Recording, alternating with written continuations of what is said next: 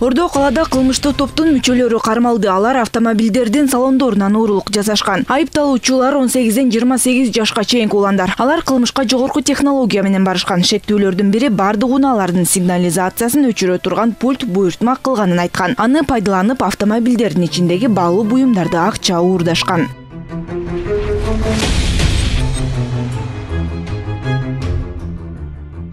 Акыркы күндөрү унаа айдап качкандар дагы көбөйүүдө. Өткөн жыл эле өлкө ичинде 246 машина уурдалган. Адистер белгилегендей, автомобилдердин көпчүлүгү чачыратылып, тетиктерге сатышат. Чет мамлекеттерге алып чыгып кеткендер дагы бар. В основном транспортные средства. Азыр унаа уурдагандар көбөйүүдө. Мындан улам айдоочулар сак болушу керек. Машинасына сөзсүз түрдө GPS орнотуу зарыл. Уурдаган көбүнчө чет мамлекеттерге запчасть кылып чыгарып кетишет. Аны эч ким аныктай дагы албайт.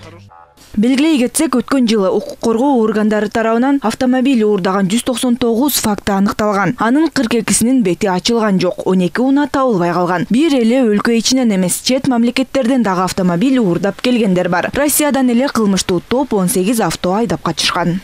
Ошо машинелер коюлардан мурун текшерилбей калчу да, берген документтер ошо менен да учет коюлчу. Таможня чегараны өтчү да. Азыр күндө эгер келишим кол коюлса, ошонун баарысы бөгөт коюлат. Анткени көп машинелер жана номер, идентификацион номерин өзгөртүлөт, жасалма документ жазылат, двойник болуп туруп, анан бизге келип учетко туруп калып атат да, тияктан учеттон чыкты деп. А бул жерге келгенде ошо келишим кол коюлса, ошонун баарысы такталат да, автоматтык түрдө.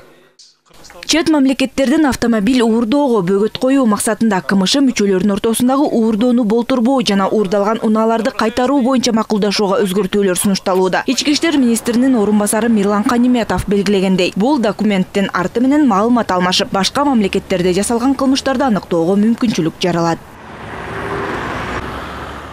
Бактыгүл Султанбек кызы, Бекзат Машрапов, ЛТР, Бишкек.